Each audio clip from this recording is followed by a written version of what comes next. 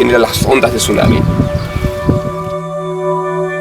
En Minamisanriku, el 95% de las viviendas fueron arrasadas por el tsunami. 543 personas murieron y más de 400 siguen desaparecidas. 4 meses después del terremoto, más de 2.000 habitantes permanecen evacuados.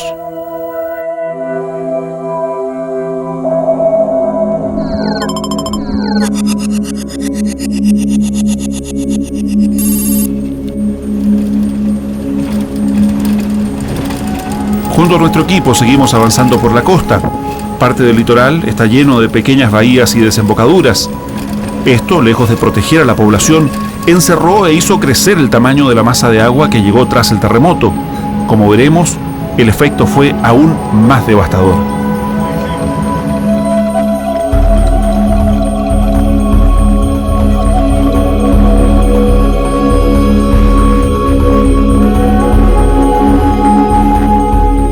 Bueno, y esto es lo que queda de un edificio de oficinas, una escalera de acero. Uno de verdad cree haberlo visto todo hasta que llega a lo que queda de la ciudad de Quezennuma. Miren.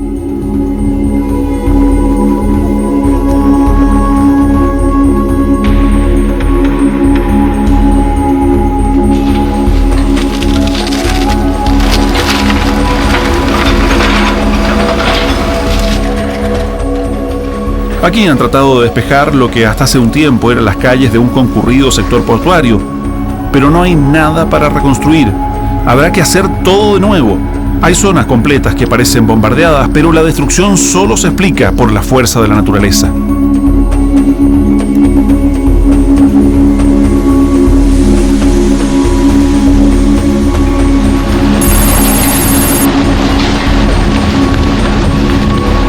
En este video aficionado registrado el mismo 11 de marzo se puede ver cómo poco a poco desborda la bahía. La masa de agua ya viene arrastrando algunos autos estacionados en la orilla y luego inunda la costanera.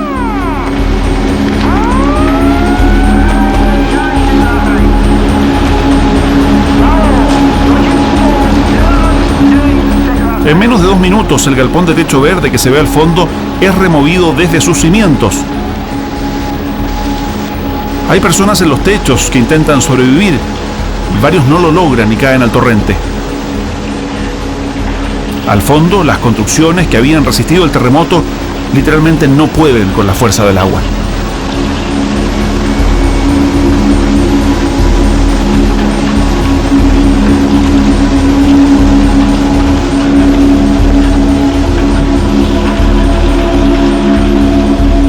Bueno, y así se ve ahora la zona de Quezennuma, más de 3 meses después del tsunami, Marcelo. Impresionante el poder, no solo la altura, sino que el poder, la fuerza que tiene esta masa de agua en la ciudad, ¿no? Bueno, las imágenes son súper claras. En solo 5 minutos, el pueblo, la ciudad de Quezennuma desaparece por completo. Que está acá, ¿no? En este edificio del fondo, tuvimos columnas de agua de casi 9 metros sin ningún problema. 9 metros que claramente borraron todo lo que estaba bajo esa cota. El pueblo desapareció por completo, lo podemos ver al frente. Sencillamente las estructuras de acero fueron totalmente deformadas. Lo que es madera desaparece. Y sencillamente la ciudad fue borrada. Parece una bomba nuclear. ¿Alguna posibilidad de salvar con vida? Porque acá hay letreros de evacuación que, a diferencia de lo que tenemos en Chile, llaman a evacuar en altura. Ciertamente, la distancia que hay de aquí a zonas elevadas es importante, por lo tanto la gente que estaba aquí, que sobrevivió y pudo contar la historia, solamente se salvó verticalmente. Es más, quien tomó el video, que lo tomó desde arriba, lo hizo porque estaba en altura, la demás gente murió. Quezennuma fue una ciudad muy afectada en número de víctimas y desaparecidos por el tsunami. Efectivamente, ante el riesgo de un maremoto nos han dicho que hay que arrancar a los cerros, pero ¿qué pasa cuando no hay nada cerca que nos garantice esa mínima altura? En Japón lo llaman evacuación vertical, edificios lo suficientemente firmes para resistir un desastre natural que cuentan con vías de escape hacia sus azoteas. Incluso hay carteles como estos, especialmente diseñados para identificar aquellos lugares. Fue lo que permitió que muchos salvaran la fatídica jornada del 11 de marzo, entre ellos una chilena.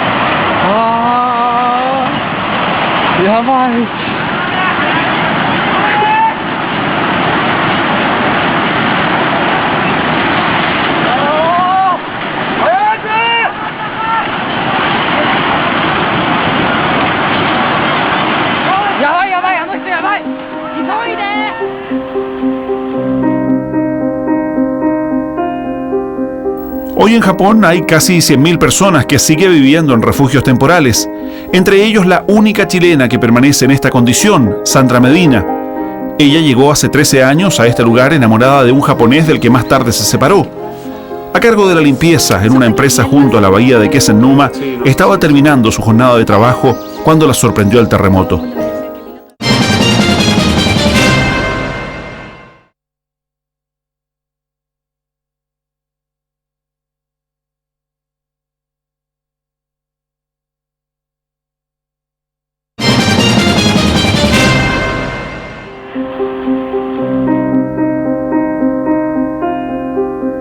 Hoy en Japón hay casi 100.000 personas que siguen viviendo en refugios temporales, entre ellos la única chilena que permanece en esta condición, Sandra Medina. Ella llegó hace 13 años a este lugar enamorada de un japonés del que más tarde se separó.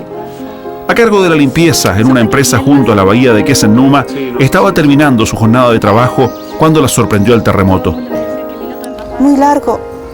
Yo pensé que de esta no me salvo. Yo pensé que me llegó la hora.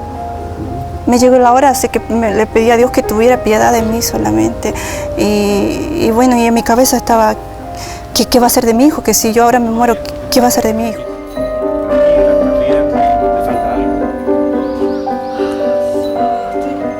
Sandra fue forzada a arrancar debido a la alarma de tsunami, aunque solo deseaba buscar a su hijo a la escuela. Más tarde se encontró con él, pero la ola los dejó en la calle. Quiero volver lo más rápido que se pueda a una vida normal con mi hijo. Sí. ¿Acá en Japón? Sí.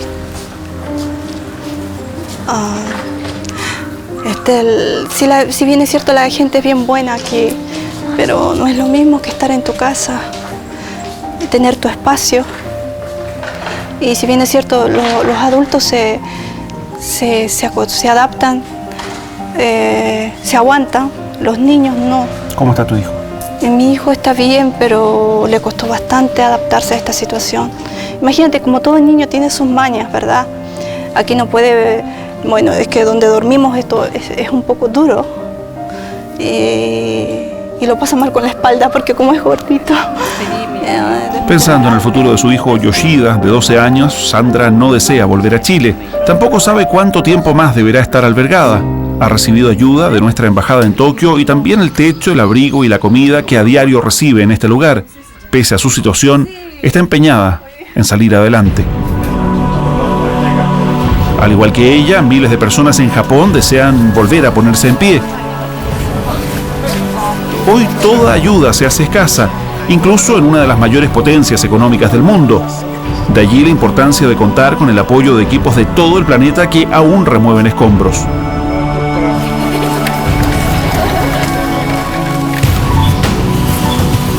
Parte de la jornada haciendo algunos ejercicios, una práctica que nos sorprende, pero que aquí es habitual en cualquier trabajo que requiere esfuerzo físico. Así nos encontramos con Roberto, un joven peruano, descendiente de japoneses, que llegó donde sus parientes en busca de trabajo y que ahora considera que aquí puede servir de mejor manera a quienes más lo necesitan. Lo que me llama la atención de la gente es la fuerza que tiene, ¿no? Han perdido familiares, han perdido sus casas, pero siguen adelante, ¿no? Eso yo no sé si en todas partes podría ser así. Roberto y su equipo de voluntarios sacan el barro que ha dejado el tsunami en algunas viviendas, pero como hemos visto, miles de japoneses quedaron sin techo. Algunos han encontrado abrigo en casa de familiares o amigos, otros están comenzando ya a recibir sus viviendas provisorias. Son unidades de 20, 30 o 40 metros cuadrados, construidas una junto a la otra, todas con agua caliente, alcantarillado, aislación contra el frío y el calor, una pequeña cocina y baño individual. Este conjunto, por ejemplo, está siendo construido en tiempo récord gracias a un original sistema de ensamblaje que permite levantar una vivienda usando simplemente un martillo. Gracias a este sistema modular, entre el inicio de la obra y la llegada de una familia para habitar esta casa, nos demoramos entre 1 a 2 semanas en tener todo listo. En este caso, las viviendas de emergencia cuestan entre 1 y 5 millones de yenes, el equivalente entre 6 y 30 millones de pesos. Las más caras incluyen espacio para estacionar un automóvil y hasta conexión a televisión por cable.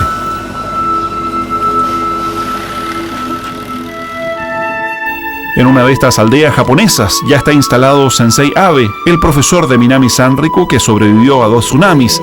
Sin problemas nos muestra el interior de su nueva casa que comparte junto a su esposa, su hijo y nuera. Pero todas estas son soluciones provisorias.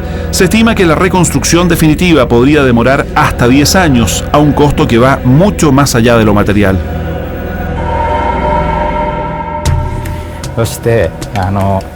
Aquí tendremos que volver a pensar qué hacer con nuestros pueblos costeros.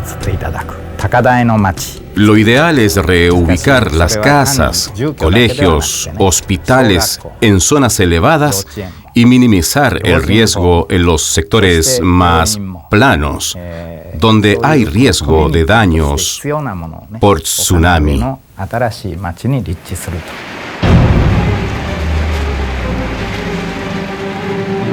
Ha sido tanto el daño que, tal como nos dice el máximo responsable de la reconstrucción en Japón, la principal lección es que no se puede contener a la naturaleza. Lo fundamental es estar preparados, prevenidos, en alerta. Saben que en cualquier momento un nuevo terremoto, un nuevo tsunami puede volver a golpearlos. Para eso se preparan.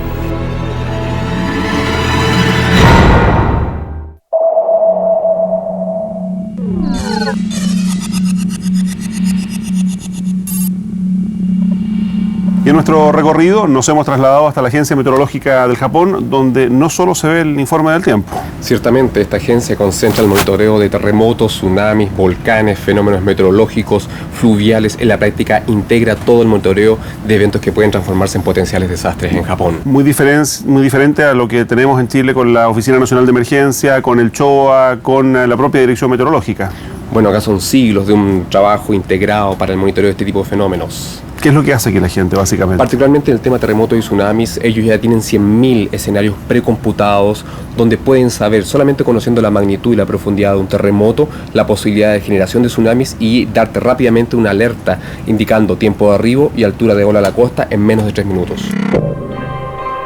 La agencia meteorológica es el corazón de todo el sistema de prevención ante desastres, con turnos las 24 horas, 7 días a la semana, todo el año. Reconocen que lo del 11 de marzo superó sus pronósticos, pero ya están corrigiendo lo que pudo fallar.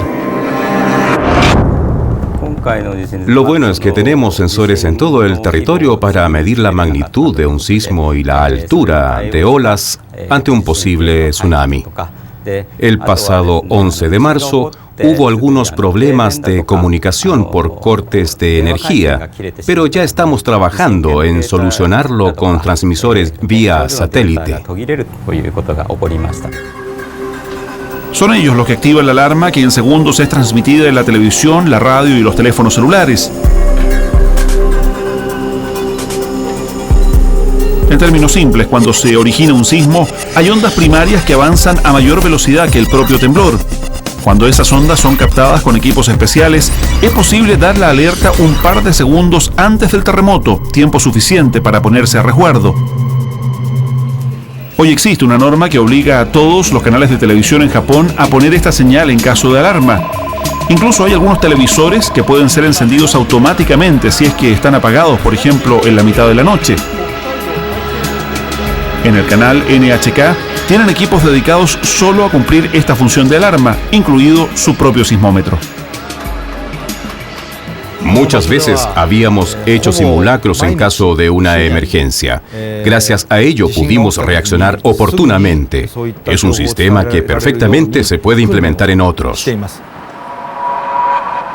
Hoy algunos reclaman porque en estos días les llegan demasiadas alertas diarias de réplicas consideradas menores. Pero la gran mayoría agradece este servicio de utilidad pública.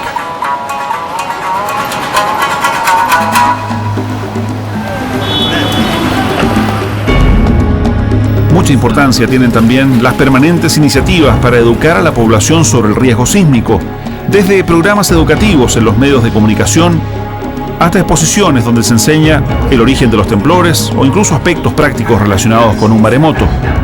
Acá, por ejemplo, probamos junto a Marcelo Lagos lo difícil que es abrir una puerta cuando hay agua inundando el otro lado. Y vimos cómo escolares y oficinistas asisten a talleres sobre situaciones de emergencia, incluido el paso por algunos simuladores.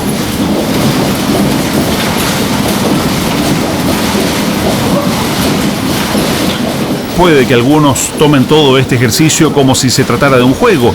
Claro, es una forma didáctica de aprender, pero estas otras imágenes captadas el 11 de marzo nos muestran que un sismo de esta magnitud no es para hacer bromas.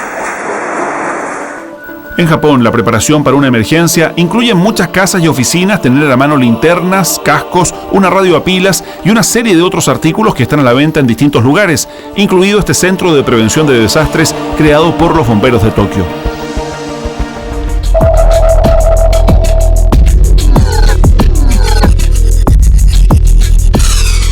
Pero la enseñanza no termina acá.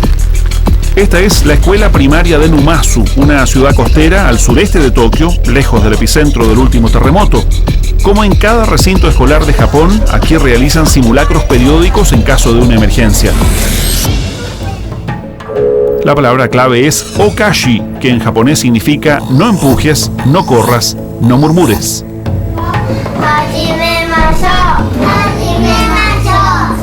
Este es un primero básico, niños de 6 a 7 años, que cuando suena la alarma, saben que primero deben protegerse debajo de sus pupitres.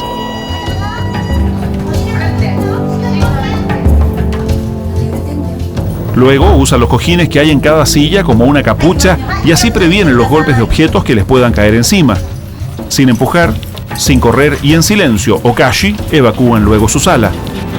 Lo mismo hacen los otros cursos y también algunas mamás que asisten a esta escuela junto a sus hijos de pocos meses. Hasta hace un tiempo evacuaban hacia el patio del colegio, pero después de lo ocurrido el 11 de marzo han cambiado los planes. La escuela está junto al mar en una zona con riesgo de tsunami y como es un edificio que puede resistir la fuerza de las olas, todos se concentran ahora en los pisos superiores. Lo importante de repetir una y otra vez estos ejercicios con niños pequeños es para que cuando ocurra una emergencia no tengan que pensar en cómo reaccionar, sino que actúen como un reflejo, que sepan inmediatamente lo que hay que hacer. En la escuela de Numazu saben que están en una zona de riesgo. Por muchos años los japoneses han calculado dónde podría venir para ellos el próximo terremoto. Donde no ha ocurrido un gran terremoto, lo conocemos como calma sísmica. Es un lugar donde han ocurrido eventos, pero ha pasado mucho tiempo sin que vuelva a ocurrir uno, como es el caso del norte de Chile. Hoy, las costas sureste de Japón esperan un nuevo terremoto, el terremoto de Tokai, un terremoto que probablemente generará un gran tsunami. Japón invierte cientos de millones de dólares cada año en investigar los orígenes de terremotos y tsunamis y cómo atenuar sus efectos. Este es el PARI, el Instituto de Investigaciones de Yokosuka, un organismo del Estado que se preocupa desde hace años de lo que puede venir. Acá existe, por ejemplo, el mayor simulador de tsunamis del mundo. Es este laboratorio de 185 metros de largo, 3 de ancho y 12 de profundidad, donde pueden recrear las olas de un maremoto y sus efectos en la población. Antes de adoptar cualquier medida de prevención, hay que definir cuáles son los puntos de la costa más seguros y aquellos que se pueden inundar. Solo entonces se puede comenzar a planificar, saber dónde se puede construir, dónde no y de qué forma. Para mitigar los efectos de un tsunami, aquí están desarrollando un sistema de diques en alta mar que ante un terremoto ayuden a disminuir la fuerza de un maremoto. El profesor Tomita ha visitado Chile para estudiar lo ocurrido el 27 de febrero y entrega una serie de recomendaciones. Lo ideal es que las zonas con riesgo de inundación no se instalen en escuelas, hospitales. Los edificios de emergencia deben construirse en zonas elevadas. Todos los sectores costeros vulnerables deberían tener rompeolas o diques que ayuden a contener la fuerza de un tsunami. Entre las medidas que ha adoptado Japón para atenuar los efectos de un potencial tsunami hay algunas verdaderamente sorprendentes. Es el caso de esta compuerta ubicada en el borde costero de la ciudad de Numazu, que en caso de un terremoto con potencial tsunami baja esta gigantesca estructura de hormigón para generar de esta forma un muro de unos 9 metros que impide el ingreso de las olas hacia el sector poblado. En condiciones normales, este es el paso de botes pesqueros y embarcaciones medianas hacia una bahía protegida, pero en caso de una emergencia, con la ayuda de generadores propios, la compuerta de Numazu puede bajar en menos de 3 minutos, protegiendo a la población de un desastre. Originalmente esta compuerta se construyó para detener las olas de un tsunami, pero tras lo ocurrido el 11 de marzo, ahora solo esperamos que nos ayude a ganar tiempo para escapar a las zonas más protegidas. La ciudad de Numazu, la misma que alberga la escuela que visitamos, está protegida en todo su sector costero por estos inmensos muros construidos en los años 60 y 70, justo después del tsunami que llegó a Japón tras el terremoto de Valdivia. ¿Y la construcción de estos diques, Marcelo, es una alternativa que podríamos pensar para Chile? Bueno, estos diques son construidos en la década de los 60 y tienen una altura sobre el nivel medio del mar de 9 metros. Están pensados para atenuar el impacto de tsunamis, pero no para detenerlos. Como una alternativa para Chile, la verdad es que depende. Son obras de ingeniería que tienen un costo y en la práctica, si ustedes observan las imágenes, claramente la ciudad de Numazu no ve el mar. Los últimos datos disponibles indican que el 11 de marzo, 15.555 personas murieron y 5.344 siguen desaparecidas, 20 veces más que el terremoto en Chile. Y si en nuestro país la reconstrucción se estima en 30.000 millones de dólares, los japoneses calculan que tendrán que desembolsar 7 veces más. Esto lo convierte en el desastre natural de más graves consecuencias económicas en toda la historia mundial.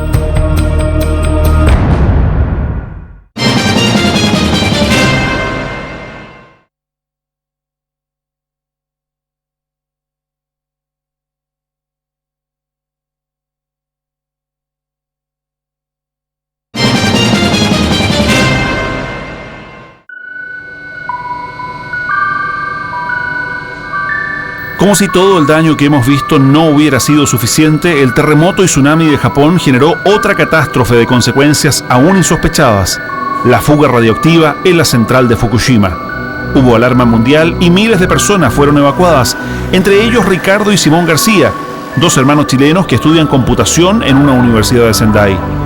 Era una locura porque todos realmente nos juntábamos, fuimos un grupo de haber sido de 11 extranjeros, y estábamos todos vueltos locos, que se iba a caer el mundo, que juntáramos el agua, la reactividad, y uno veía a los japoneses afuera caminando como si no pasara nada. En medio de la confusión, a ambos los ubicó personal de nuestra embajada, los llevaron a Tokio y luego más al sur. Ya veremos cómo terminó su historia. Mientras tanto, comenzaron a surgir las protestas, muchas de ellas dirigidas a los operadores de la central, la Tokyo Electric Power Company, conocida por sus iniciales TEPCO. Más allá de todo lo que acá ha ocurrido, queremos reiterar nuestras disculpas a la gente de Fukushima, de Japón y de todo el mundo por la preocupación que hemos ocasionado. Han pasado 3 meses desde que comenzaron los problemas en los reactores de esta central nuclear y quisimos saber por cuenta propia qué está pasando. Hacia allá viajamos. La ciudad de Fukushima está a unos 250 kilómetros al norte de Tokio y cerca de 80 al sur de Sendai. Sus 300.000 habitantes se han vuelto mundialmente conocidos por el accidente nuclear, pero en rigor la planta está a bastante distancia hacia la costa. Aquí llegamos con una serie de advertencias médicas y un par de medidores de radiación. Esta se registra en milisieverts y en teoría una persona no debiera exponerse a más de 20 milisieverts al año. Bueno, y acá en la altura frente a Fukushima, nuestro indicador de radioactividad marca entre 1.7 a 1.8 microsievert por hora.